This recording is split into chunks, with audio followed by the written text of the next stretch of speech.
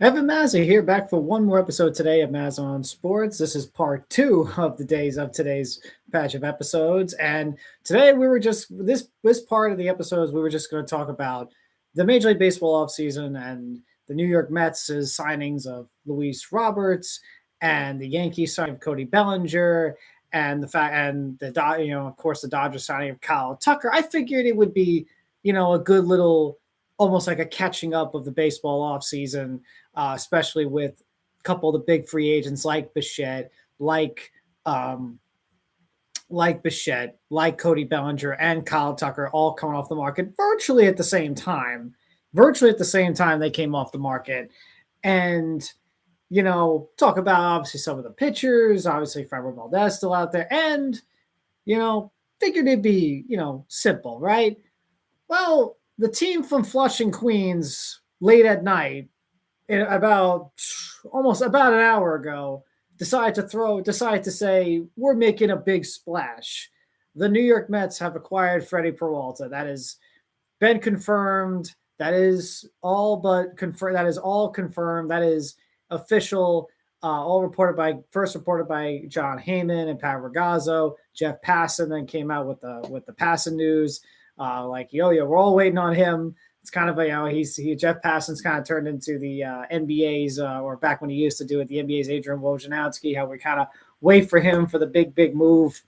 And now and it is official, Freddy Peralta is a New York Met, along with Tobias Myers. The New York Mets acquire also Tobias Myers in the trade, and they have to trade. Now, when you get someone like Freddy Peralta, a big ace pitcher, that's going to be right at the top of the front of the rotation, you're going to have to give up some big talents and some big prospects. The New York Mets gave up Jett Williams. Jett Williams is in the trade. I'm not sure about that. I love Jett Williams, and the Mets kind of need a second baseman for the future because Marcus Semien is in his mid-30s, but Jett Williams is in the trade. He goes to Milwaukee, and along with Brandan Sproat. Now, the Mets, of course, have three young starting pitchers. Four, really. The Mets have four young starting pitchers. There's also a couple of other guys as well deep in the minor leagues. The Mets have a very good, deep minor league farm system. Excuse me. They have a deep farm minor league system that David Stern's done a good job building, and also the GMs of the past, like Epler and so on, have done a good job building over the last few years. So the Mets could afford to trade one of those pitching prospects. Obviously, Nolan McLean is not going anywhere. He's penciled in as a starter for next season after the great performance he had a year ago. And so that left you Jonah Tong, that left you Brandan Sproat, that left you Christian Scott. So it was like, who could be used to be traded? And it felt like the Mets were going to trade Brandan Sproat. It felt like the Mets, if they were going to trade one of them, it would be Brandan Sproat.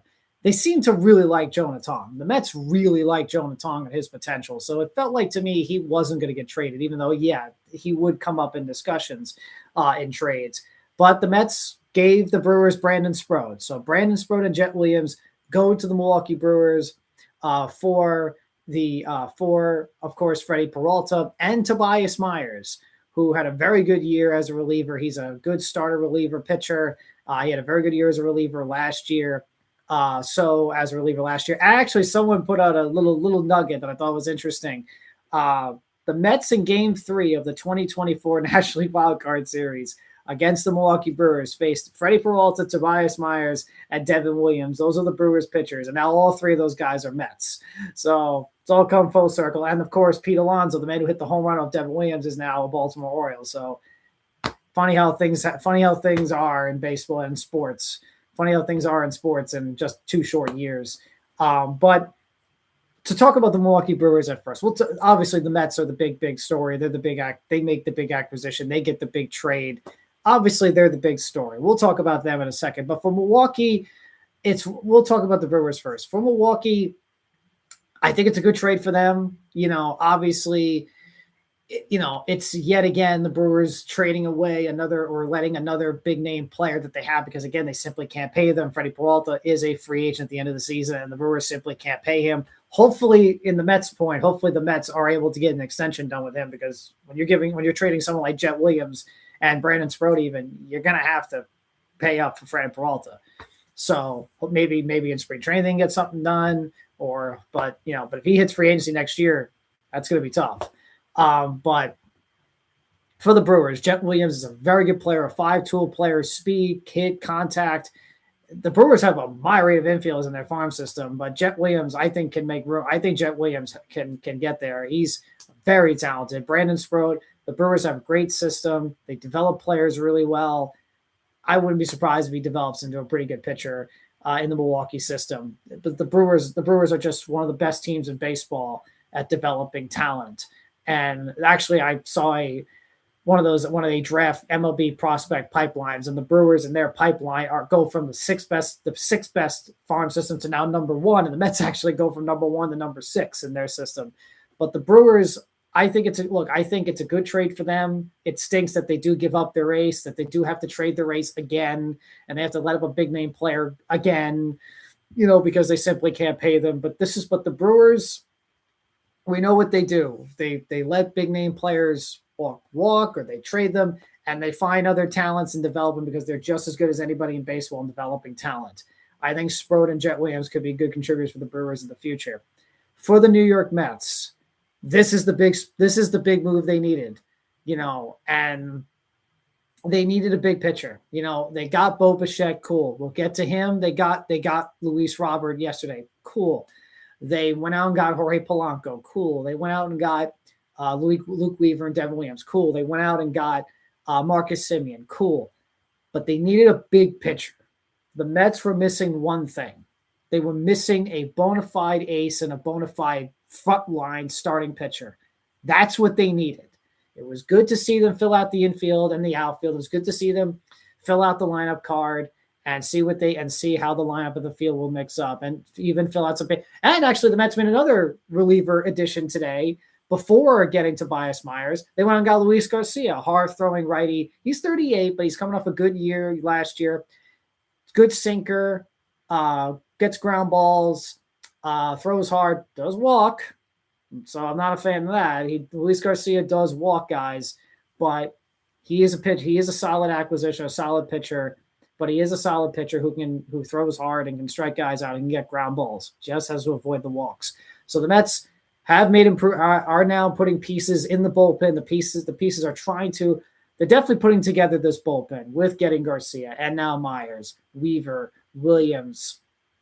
You still have AJ Minter. You still have Brooks Raley. So they're Brazoban. I think Brazoban's still there. So they're still putting together this bullpen that unfortunately has to be makeshifted with Edwin Diaz going to the Dodgers, which was the one move I'm sure the Mets wish they would have had. I'm sure that was the one move the Mets, I'm sure, wish they would have resigned. I think the Mets still would have wish they would have resigned Edwin Diaz. Nimmo, McNeil, Alonso, I think they were like, look, we're not going to pay Pete. Jeff's got to, Jeff's contract is too much. Nimmo's contract is too much, But Diaz was the guy I think they definitely were looking to re-sign, and they weren't able to. He goes to the Dodgers. So the bullpen, obviously, they're still trying to put the pieces together. And again, I think I like what I see from the bullpen, but we'll have to see, especially with their moves now over the last, just today. But the starting rotation was the big one. They needed a frontline starter. They needed to get an ace. And it would have been cool, and it's good too, because not just to have an ace and to have a number 1 starter, but that you could pitch opening day when they face the Pirates against Paul Skeens. But it's good to also protect Nolan McLean. Nolan McLean is coming into the season with a lot of expectations. Everyone's thinking this is the next guy. This is the next ace of the team. He's got talent. He's this, he's that. But obviously you're putting a lot on him as a rookie, right? You're putting a lot on him. So you get a big guy like Peralta, and you put some pressure off of him. He can now just be a number 2, hopefully a darn good number 2 for the Mets. And he doesn't have to be the guy. He doesn't have to be number 1. He doesn't have to be the ace. He can just be a young upstart pitcher that's still developing, right? You still have high expectations for it. He can just pitch. He doesn't have to be asked to do too much and be the guy. If the Mets are on a 5-game losing streak, it's 162. It's a long season.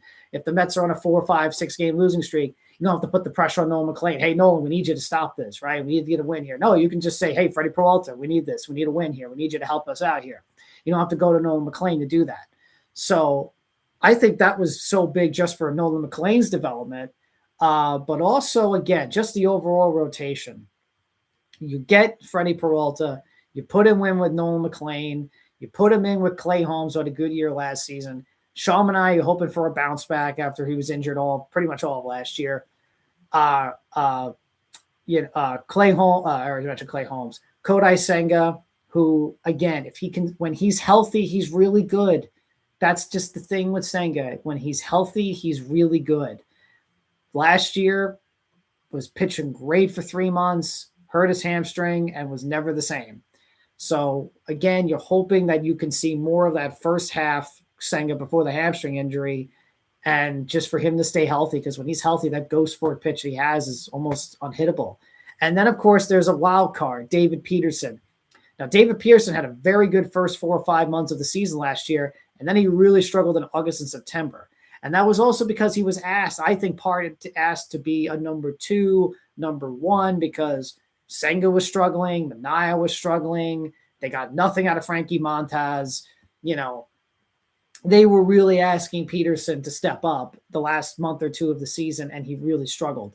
Now with McLean emerging, Holmes continuing, if he has another good season like he had last year, Peralta now here, Peterson can now kind of fall into where he's comfortable at, which is a 3 and a 4, kind of range. That's where he's really comfortable at, and at his best. And remember, it's a contract year for David Peterson. So you'd like to have him on your roster because he's definitely going to be pitching for a good contract, right? He's in a contract year. So all of a sudden, a questionable starting rotation, a starting rotation with a lot of questions that you really weren't sure about, that struggled in the second half of last year, aside from guys like McLean and Clay Holmes, you get Freddy Peralta. And all of a sudden, it's like, oh, okay, you have an ace now. Oh, and now it starts to line up, right? Oh, Peralta, McLean. I would think the next one would be Holmes or Peterson, Manaea, Senga. All of a sudden the rotation kind of takes shape when you get a frontline ace starter like Freddy Peralta. And so now your rotation starts to line up, and Peralta's resume can go, and you can pencil in Peralta every 5th day now. He's your ace. There's no question now. Peralta's your ace. He's your number 1 guy. You can match him up against, Zach Wheeler when he comes back from injury. You can match him up against the Braves' best. You can match him up against the Dodgers, Yamamoto. You can match him up against Yamamoto in a big game. You can match him up against anyone's best now. If you're looking to match up against any starting pitcher in the National League's best, you can throw in Freddy Peralta. Big game postseason, big game regular season, you need to win. Pencil in Freddy Peralta. That is your guy now. And he was a guy, Peralta, that a lot of teams were after. A lot of teams were trading for. We're trying to look to trade for teams, of course, like the Yankees. A lot of teams are going to trade for him. This is a huge move. Oh, the Mets just made it official. Look at the Mets about 15 minutes ago made it official. Welcome to New York, Freddie and Tobias Myers. The Mets just made it official about 15 minutes ago on their social media. Steve Cohen takes to Twitter. Well, you guys know how I feel about Steve Cohen when he takes to Twitter, but Steve Cohen took to Twitter, says, "What an incredible week. Let's go Mets." So short and sweet.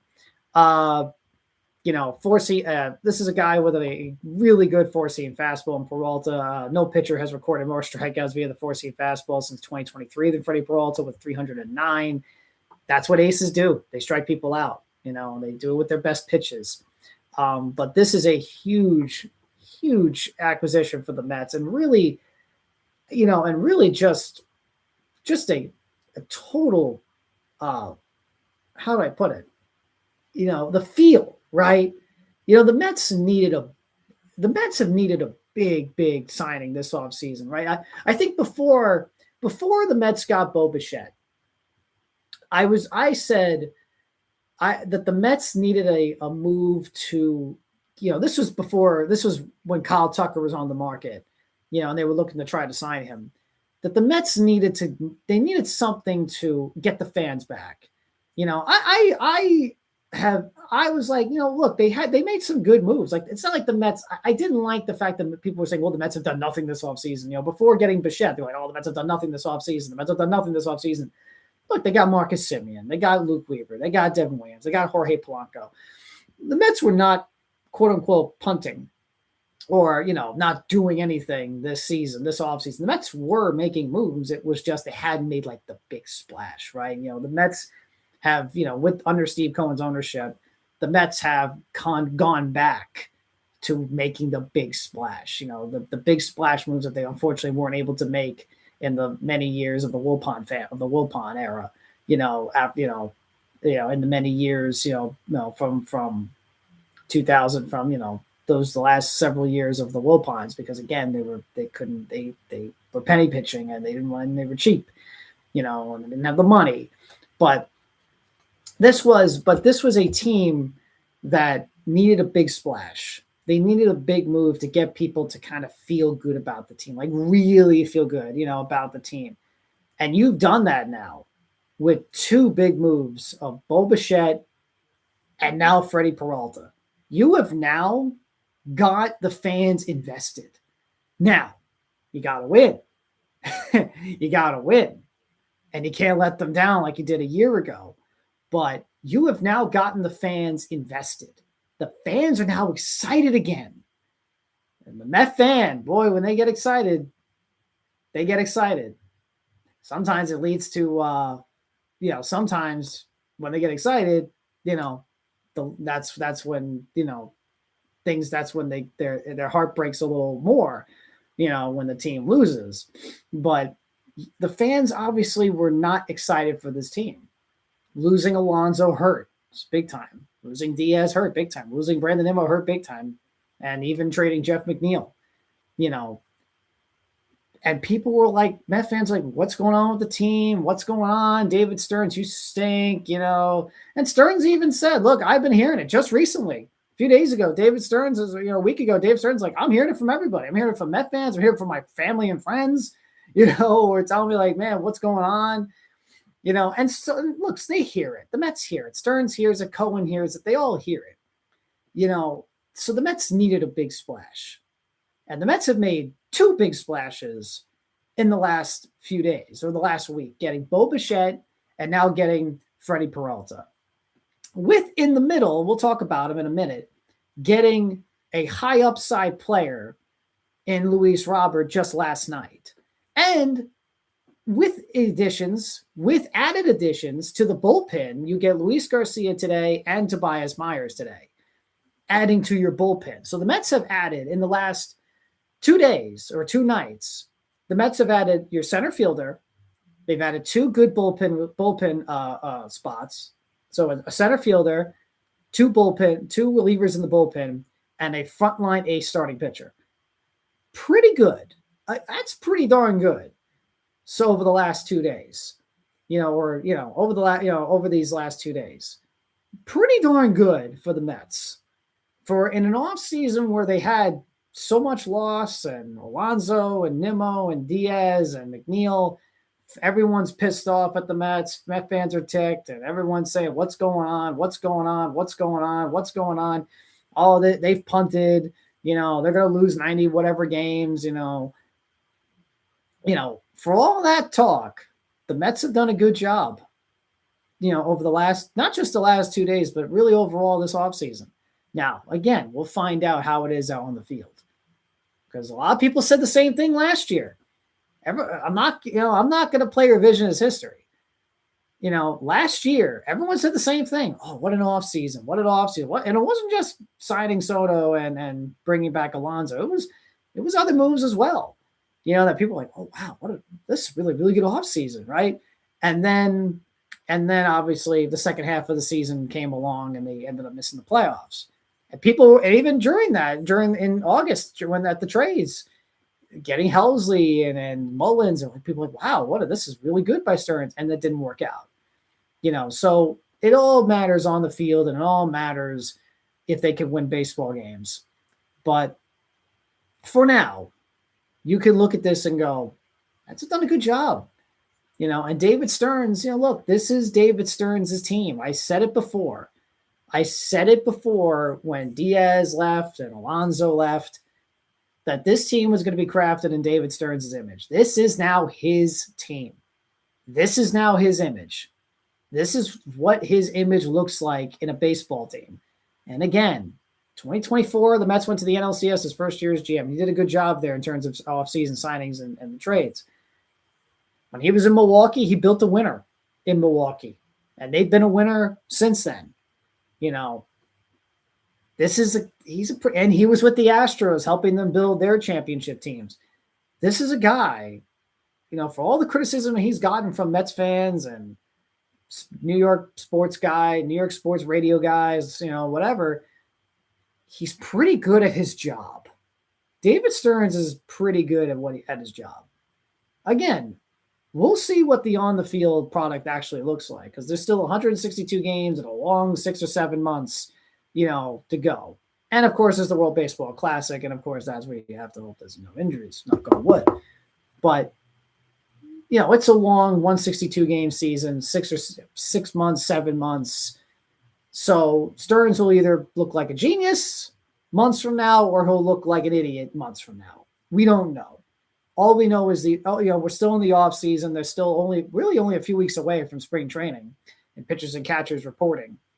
But Stearns is a good GM and he is good at his job, you know. And I think he has shown the Met fan this off season that, yeah, he's pretty. He wants to improve the team. This wasn't just him sabotaging the team. This wasn't him, you know, thinking he's smarter than everybody else. This wasn't him punting. This wasn't him doing this and that. No, he was still trying to make moves to improve the team. And also, like I said, let's make it clear. He was trying to get Edwin Diaz back. Yeah, he may not have made an offer for Pete Alonso, but he was trying to get Edwin Diaz back. The Mets wanted Edwin Diaz back, you know, and Stearns was looking to sign Edwin Diaz. And I'm sure, like I said, you know, they probably wish they would have done better when it comes to the Diaz offseason. But, you know, but Stearns has been able to turn this around and make it a productive offseason where you can go, oh, the Mets can field a competitive team this year and be pretty good. They've added Weaver to the bullpen. They've added Weaver. They've added Williams. They've added Garcia. They've added now Tobias Myers. To the rotation now, they've added Freddy Peralta. And to the field now, they've added Luis Robert, Bo Bichette, and Polanco, and Marcus Semien. You know, they needed a big move like this, and they got it. And now Freddy Peralta, to go back to him, can solidify that top of the rotation that they didn't have last year. Heck, I would argue they didn't even have in 2024. Freddy Peralta is the best pitcher the Mets have had since Jacob deGrom. The Mets starting pitcher since Jacob deGrom. Remember, 2024, when they made that run, Sevy was really good. Quintana was really good. Severino, Manaea was really good. They got some great production out of starting pitchers kind of out of nowhere. You know, remember, Senga was supposed to be the ace after he had a great 2023, but he didn't play he only had one start due to injury, and then we didn't see him until the postseason. You know, the Mets didn't even have an ace in 24. 23, Senga was the closest thing they had to an ace. They had just lost Jacob deGrom in free agency. Freddy Peralta automatically steps in. You know, Scherzer was traded midseason. Verlander was traded midseason after, you know, they were each having not so good years, and they were both traded, you know, to the Rangers and to the Giants respectively. Not to the Giants. Verlander's traded back to the Astros. I'm sorry. But so Peralta now becomes the Mets' best starting pitcher since Jacob deGrom. He's now their best starting pitcher since deGrom, Freddy Peralta. You know, and it's something the Mets haven't had in quite a while. You know, not in a few years. So, but this is a huge move for the Mets. Huge move for the Mets. And a move they had to have.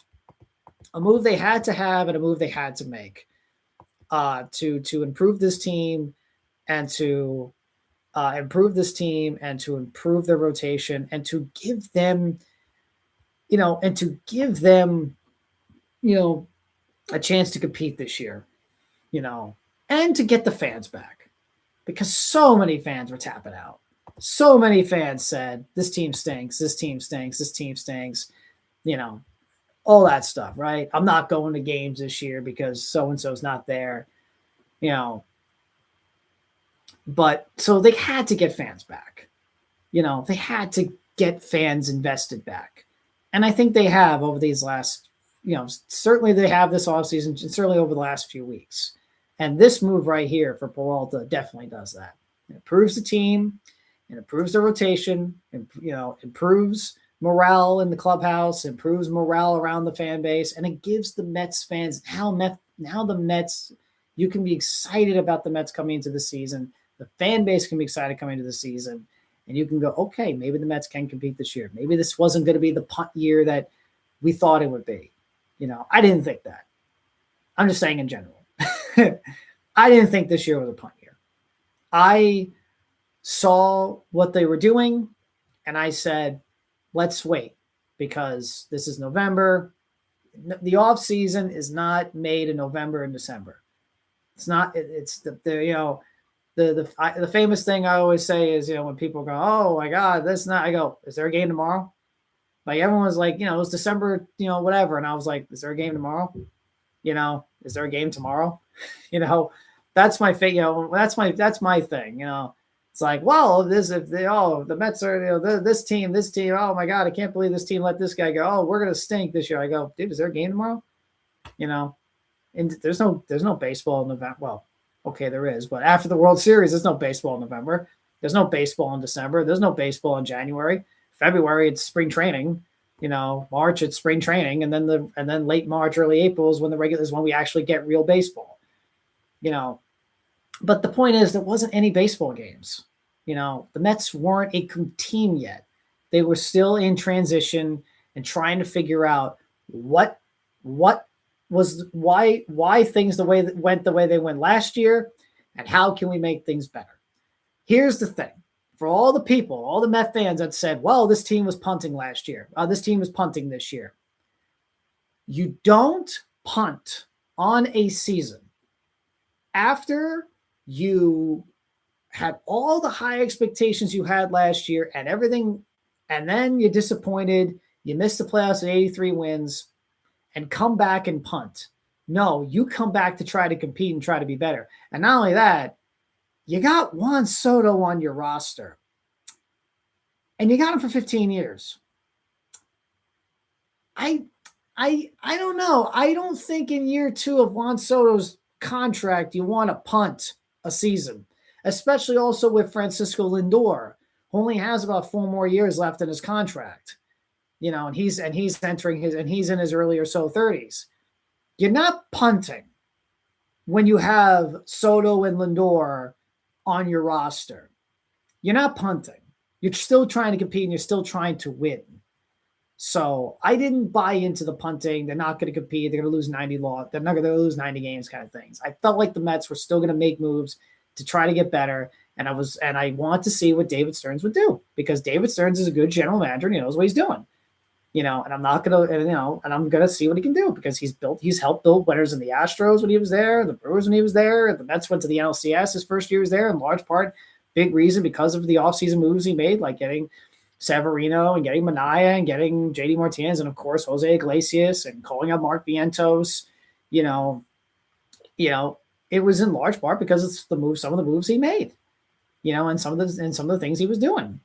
Last year, all right, didn't work. Last year it didn't work out, but so now he can make the moves. I think make the moves to try to make the team better. Alonso, so Alonso, of course, was not his guy. He drafted McNeil and Nimmo and all those guys.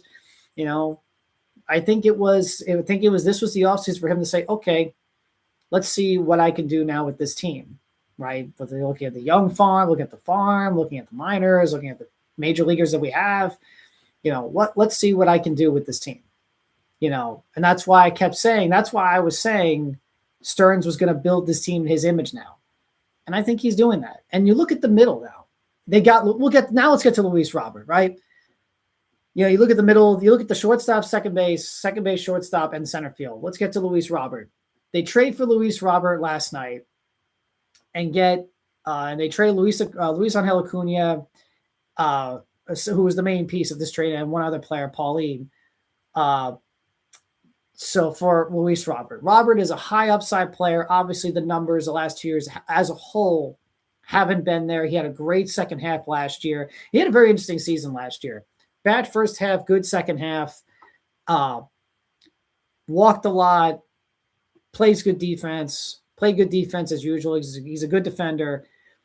Got 30-plus stolen bases a year ago, but he's a high potential guy. 2020 to 2023, it was pretty darn good with the White Sox. Last 2 years, not so much. Injuries have been a huge thing for him. So, and consistency. He's high potential, and when he's on, he's pretty darn good. He is a former All-Star and a Gold Glover. He plays good defense, he's got good speed, and he can hit when he's healthy and consistent. And that's the thing. Excuse me. And that's the thing. The Mets are going to need him to be consistent. They're going to need him to play that good defense in center field and for him to be consistent. And they need him to stay on the field. The man has been injury prone, and that's unfortunate. That sucks. But they need him to stay healthy.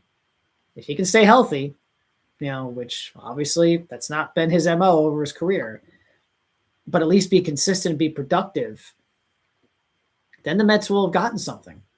And what helps with this one too, in the same way or in almost the same way Peralta helps McLean, this helps Luis Robert helps Tyrone Taylor, because Tyrone Taylor was slated to be the starting center fielder next season or this upcoming season for the Mets. And with all due respect to Tyrone Taylor, he's not an everyday player.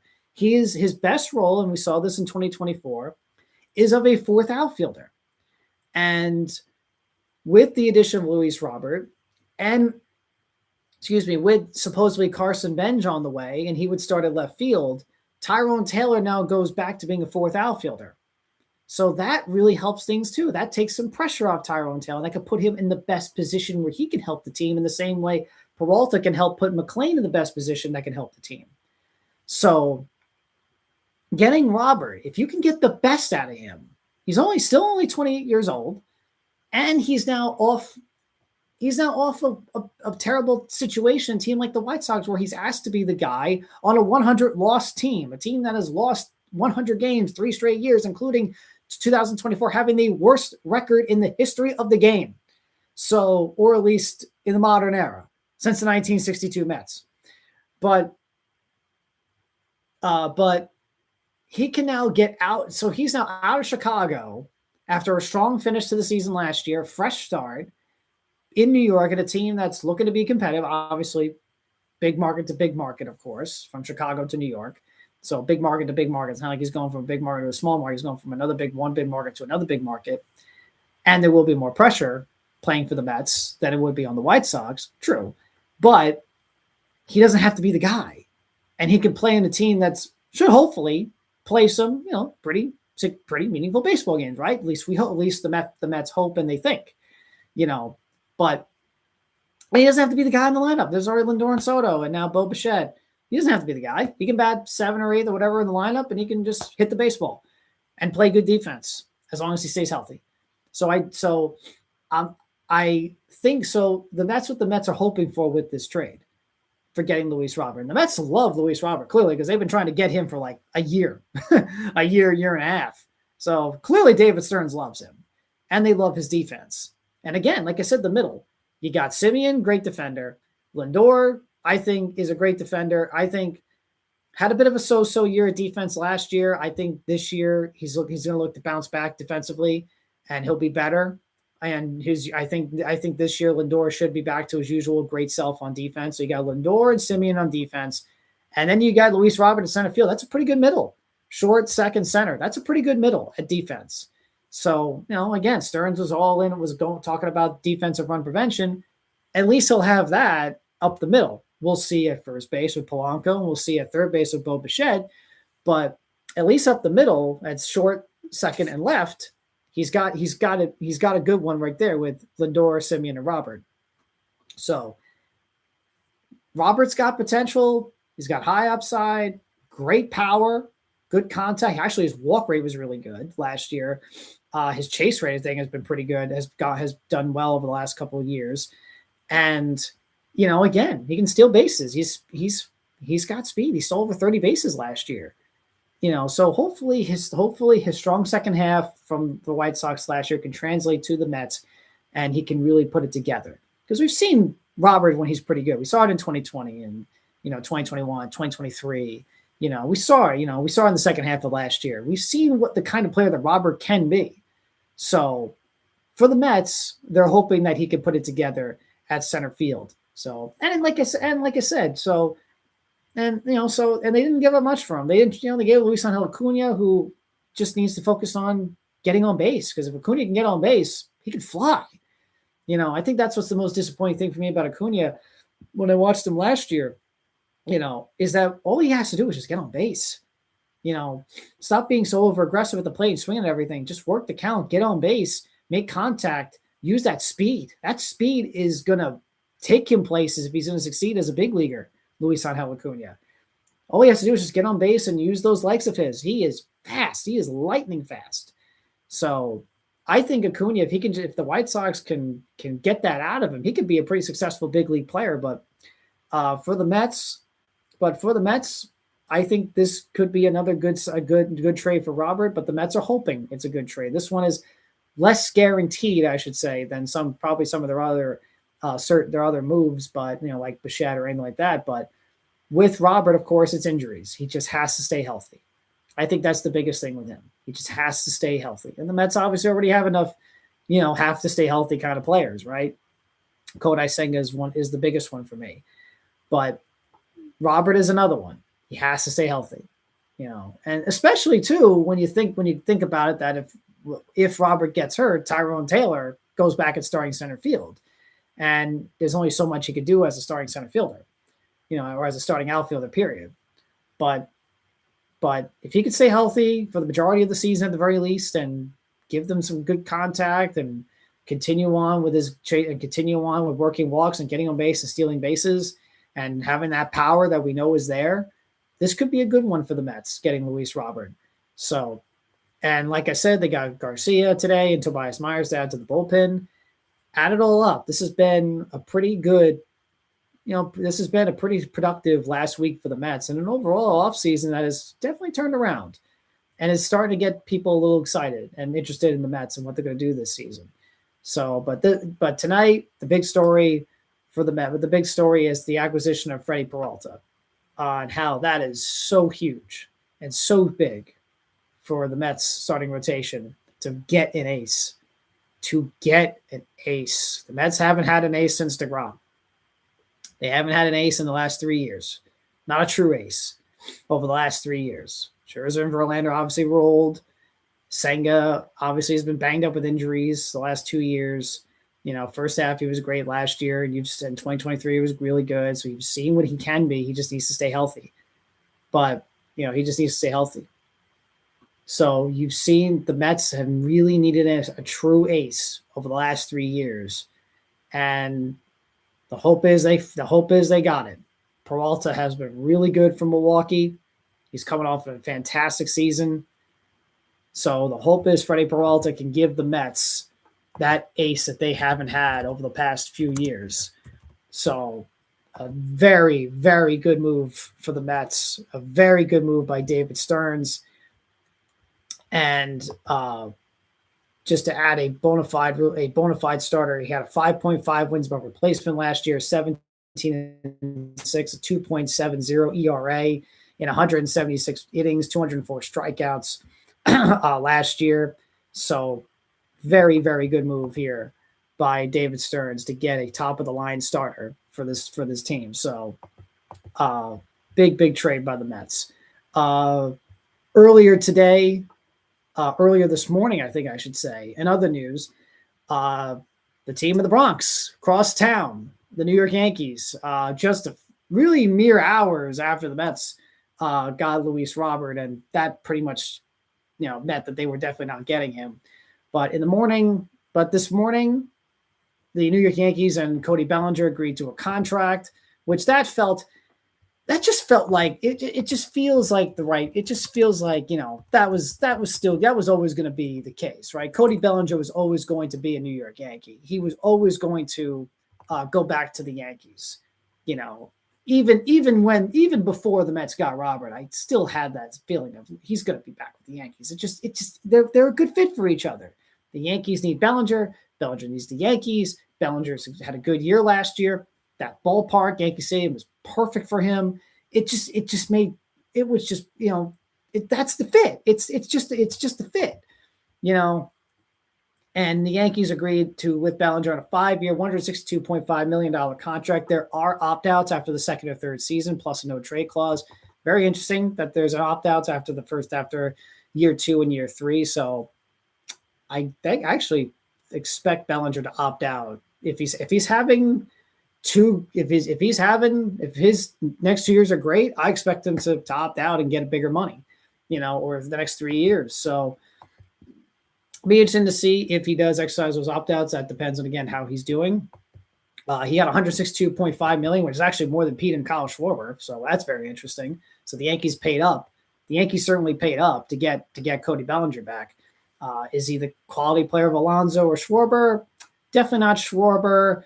I think as a hitter, Alonso is better than Bellinger. Bellinger is obviously the better defensive player. But Bellinger is making more than Schwarber. He gets more than Alonso. And the Yankees get their guy.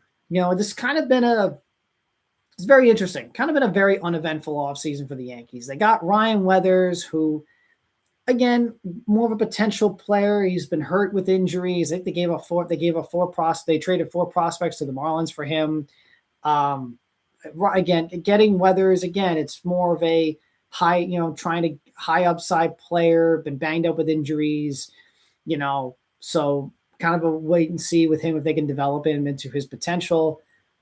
They get Cody Bellinger back. Aside from that, nothing much. Like, they were in on Freddy Peralta, didn't get him. They have been in on the Framber Valdez, but other teams like Baltimore the Orioles could certainly look to get him. The Red Sox improved in their own division by getting Ranger Suarez. They were in on Kyle Tucker, but weren't able to get him. He goes to the Dodgers. They didn't get Bo Bichette, obviously. They didn't get Kyle Schwarber, who I know a lot of people linked the Yankees to Kyle Schwarber. Boy, imagine the home runs he could hit in that stadium. So, there's been rumors about Didi Gregorius and, Didi Gregorius, I'm sorry, about Jazz Chisholm, my bad. Didi Gregorius, wow, 10 years, wow. I guess it is 2016. It is 2016 in my world, I guess, but but Jazz Chisholm, there's been rumors of them possibly trading him. I wouldn't trade Jazz at this point, especially with Bellinger back. Now Chisholm doesn't have to, have a big year. This is a free agent year for Chisholm. That's another thing why I think you should keep him. This is a contract year for Jazz Chisholm, so he could certainly have a big year for the Marlins or for the Yankees. Now I'm going back to 2 years ago, and have a big year for the Yankees, and then get a big contract the following season. So again, I don't know if trading Jazz makes a lot of sense for the Yankees, but getting Bellinger back is big, because I saw the lineup in the field for the Yankees without Bellinger, and it was very questionable. Dominguez still needs to develop and still needs to learn. Ben Rice, obviously, the same thing. He's going to be getting his true opportunity. I think he should have gotten it last year, but they went and signed Paul Goldschmidt. But he's getting that true opportunity to play at first base this year. So you get Bellinger back. He can play first. He can play right. He can play left. You'll still have Stanton at DH. You'll have, of course, Judge being Judge. Chisholm can settle in at second base and so on. Ryan McMahon, while you might not get much on offense, his defense should still keep him viable at third base. So, but it's kind of been now I say this about the Yankees, and look, they'll maybe sign Framber Valdez tomorrow, but it has, aside from getting Bellinger, this has been a very uneventful offseason, very un-Yankee-like offseason. Like, usually they make one or two big moves. And they haven't, and they really haven't this year. But I will say getting Garrett Cole back, that's might as well be a free agent move, right? You get Garrett Cole back. That might as well be a free agent move, getting him back for next season after he missed all of last season. But the Yankees get Cody Bellinger back on a 5-year, $162 million contract, which, again, I always felt that he was going to go back to the Yankees. It just, the Mets were in it, but I was like, and he would have made a ton of sense for the Mets because the Mets, an outfielder, first base, DH, etc. He would have made a ton of sense for the Mets, and he would have given the Mets a lot of versatility. But again, I just didn't see the fit at Citi Field with his bat, and I just didn't know if the Mets were going to give him that 5-year, $160+ million contract that the Yankees gave him, or the contract he was asking for. Was it 7 years? Yeah, definitely the Mets were not going to do that. I know the Dodgers obviously were in it. That would have, obviously would have reunited him back with the Dodgers. But that would have reunited him back with the Dodgers. But so it just looked like Bellinger was going to pick the Yankees and go back eventually. And when the Mets got Luis Robert last night, you kind of knew, like, okay, yeah, Bellinger's going to be a Yankee by tomorrow. And that's what happened. We woke up in the morning and Bellinger was back with the Yankees.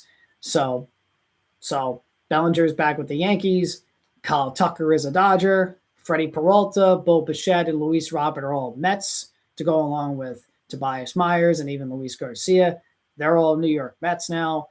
So the baseball offseason is now really starting to pick up as we get into spring training and, of course, the World Baseball Classic, but as we get to spring training pretty soon. So as teams start to line up, like I said, the Blue Jays, the Red Sox, like I said, the Red Sox got Ranger Suarez. So, again, the baseball offseason really is picking up. Framber Valdez with Freddy Peralta now a Met. Framber Valdez will be the next piece we'll be looking out. We'll be looking to see where he goes. Like I said, the Orioles make sense for him. The Yankees would make sense for him. The Blue Jays make sense for him. The Cubs make sense for him. So, a lot. So we'll see where Framber Valdez goes. He makes a lot of sense for the Orioles. A lot of sense for the Orioles. And the Orioles, aside from Pete Alonso, again, they've been relatively quiet, and they need a big reliever, a big starter in that rotation. Valdez would be good for them. Could see the Astros swooping in and re-signing him. But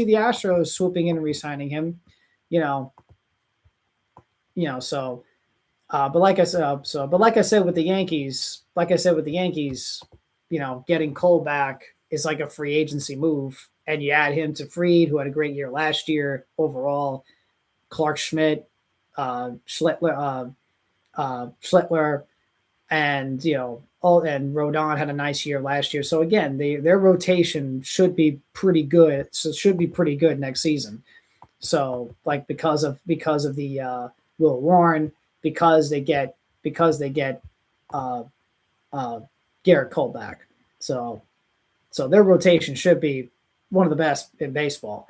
So their rotation. But it's like I said, it's kind of an interesting offseason the Yankees have had. Getting Bellinger big, but kind of uneventful. But they should still be pretty good, as they usually are. And it's not about making the playoffs for them. It's about trying to finally win the World Series in the Aaron Judge era. We talk about Josh Allen, the Bills, talk about Lamar and the Ravens. There's also Aaron Judge and the Yankees, But like I said, the baseball offseason is in full swing now. Is really starting to pick up as we head closer to spring training. Let's just check around. Speaking of Major League Baseball while we're at, let's just check around Major League Baseball, the trade rumors and all that stuff. See if there's anything else that we may have missed. Yadier Molina is back with the Cardinals in a front office role. So that's pretty cool. Yes, the Angels re-signed Yohan Moncada. Speaking of former White Sox, from the 2020, 2021 years when they were good, and we thought, oh, wow, this team could look really good. From Luis Robert and now Yohan Moncada. He's going back to the Los Angeles Angels. But interesting. The big news, obviously, of today, the Mets got Freddy Peralta. He posted on his Instagram story, LGM. So obviously the big news of today that Freddy Peralta is a New York Met. The Brewers have also now officially announced it. on their social media feeds. So now everyone's getting all their reactions into the Freddy Peralta trade. So, but that's the big news of the day. The New York Mets getting Freddy Peralta, and that is really big for the Mets in their rotation. So I guess I'll do a quick Dynamite review. Dynamite was today, just ended around an hour ago. There was a segment with MJF and Brody King, so expect that coming up pretty soon. MJF and Brody King in a title match. Kenny Omega was starting to work his way towards getting back the title. There's still the Don Callis stuff, but he beats Josh Alexander in a match today. We had Megan Bayne and Penelope Ford beating Mina and Tony Storm in a tag team match. A really rough bump that Mina took. So Megan Bayne picks up Mina. She throws her, and it just looked like she overshot it. Like she overshot the throw because Tony obviously is supposed to catch her. Tony Storm is supposed to catch her. And instead, Megan Bayne just completely throws Mina right over Tony Storm, where Tony just couldn't reach out to catch her, just right over her. And she lands hard way on the floor. Thankfully, Mina was able to finish the match. Thankfully, it looked like she's okay. At least that's what it looked like. It looked like she's okay. She was able to finish the match. Megan and Penelope Ford actually won the match, thanks in part to Marina Shafir. But boy, that was a rough spot. That was a very rough spot. We are getting title matches on Saturday with Willow against Julia Hart. And then Tekla will face Chris Statlander next week for the AEW Women's Championship in Texas. I would expect some Mercedes in there, but we'll see. Mercedes, by the way, was not on the show today. I'm gonna think she's gonna be interfering in that title match next week. Just my opinion. The main event of the show. Oh, there was Moxley. There was like I said, the Riders against the Callis family. The Riders won. Moxley and Wheeler and Daniel Garcia. They won their match. They won their 6-man. Again, it's like, more Callis family stuff? Do I need to see this? I don't know.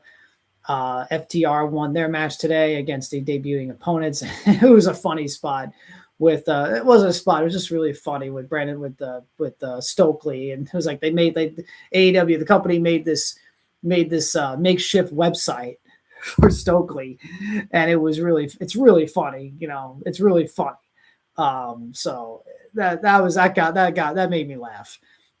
As is a lot of things with Stokely. The main event of the show was MJF overlooking it. MJF was obviously the opening segment. Now, MJF kind of had a thing this today where he was scouting his competition, right? First, he had the promo segment with Brody King. Then he was watching Swerve's match. Swerve had a match with Kevin Knight in the main event. He was watching that match up in the suites. He was also watching Kenny Omega after he had his match, and Kenny cut a promo after the end of the match. So and you saw him watching him on the monitor, Omega. So I kind of like that. I like that the champion is overseeing his competition, seeing how, and there's more than one. It's not just one guy, feuding. No, it's 3. He's got Brody. He's got, Swerve. He's got Kenny, even Page, he's got all these guys coming after him that wants his title, and he's overseeing, he's watching them, he's scouting them. I like that. You don't really see that, much in professional wrestling television these days. The champion scouting multiple guys. Usually it's like the champion scouts one guy, that one guy he's feuding with or having a match with, right? And that match he's having. No, here MJF is watching over all of his opponents, watching their moves and watching their matches. I like that. That's cool. I like that. I like that. So I like that. That's cool. So when you saw him at the end, I like at the end, he's scouting Swerve, in his match with Kevin Knight. Swerve won the match from the sweet seats. I thought that was, that's cool. That's cool. He's scouting his opponent, So I thought that was cool. So the show was pretty good. Then we had Samoa Joe beating Speedball Mike Bailey in a match. So I thought this was kind of ridiculous. So Speedball is facing Samoa Joe. Joe, obviously no powerhouse, no Hobbs. He is, we assume, heading off to Stamford, Connecticut to WWE. His last match was on Collision that aired on Saturday, taped on Wednesday, aired on Saturday. And that was his last match. They lost the trios championships to Page, Knight, and Bailey. And Hobbs is on his way to WWE. When will he now? That was interesting. If you see the reports, the WWE filed a trademark for, I believe it was, let me see, again, it was they filed a trademark for, what's the trademark? Here we go. Royce Keys. Now, I don't know if it's Powerhouse. I don't know if it's Hobbs, but I found it interesting that they filed a trademark of Royce Keys. Do I like that? If that is Hobbs' name, do I like it? Honestly, no. I mean, if anything, obviously not going to. I guess they're not going to use the name Powerhouse Hobbs. Obviously they couldn't use the name Ricky Starks. They used Ricky Saints. They couldn't use the name Mariah May. They used Blake Monroe. Just other AEW talents. Obviously, Cody Rhodes and CM Punk are different stories. They were already in WWE, it's well established. But but I don't know. I like Royce Hobbs. That's just a suggestion. That's just popped into my head. When I was thinking about what other names we could do for Powerhouse Hobbs if he's going to WWE. But if we're going to do Royce Keys, I don't know. Royce Hobbs sounds pretty cool. I like Royce Hobbs. But or you can just name him Hobbs. It doesn't have to have Powerhouse. He can just be called Hobbs. That's okay too. But that's just I'm just speculating. We don't know if that's for Powerhouse anyway. But anyway, Powerhouse obviously is heading over to WWE. Apparently he is. Nothing. That's the expectation. So Joe beats Bailey in a match with Hook and Shibata in his corner. And I'm watching the match and I'm like, and Shibata's beating up Bailey beating up Bailey on the side. Hook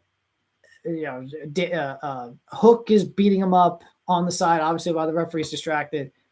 And I'm sitting there watching Bailey essentially go on essentially be beaten up 3-on-1 by Joe in the ring and then on the outside. And I'm just like, where's Paige? Where's Kevin Knight? I know Kevin Knight is having a main event match, but it's like, you couldn't do a run-in? I'm like, where are they? Where are they? Why aren't his tag team partners helping him? And they're just leaving him to get beat up by 3 other people, and not helping him by, assisting him with Hook and Shibata. I don't know. I'm like, where are they? So, but Joe beats Bailey. So that was AEW Dynamite today. So on Friday will be SmackDown. I will recap SmackDown and preview the AFC and NFC Conference Championship games, and I'll make my prediction for who will be in San Francisco for Super Bowl 60. So thank you guys so much for tuning in today for both episodes. Both episodes are live now, are going to be on YouTube anytime. So thank you guys. They're both on YouTube. Thank you guys for tuning and listening. I greatly appreciate it. Give this video a like, share, and subscribe. Have yourselves a great night, and take care.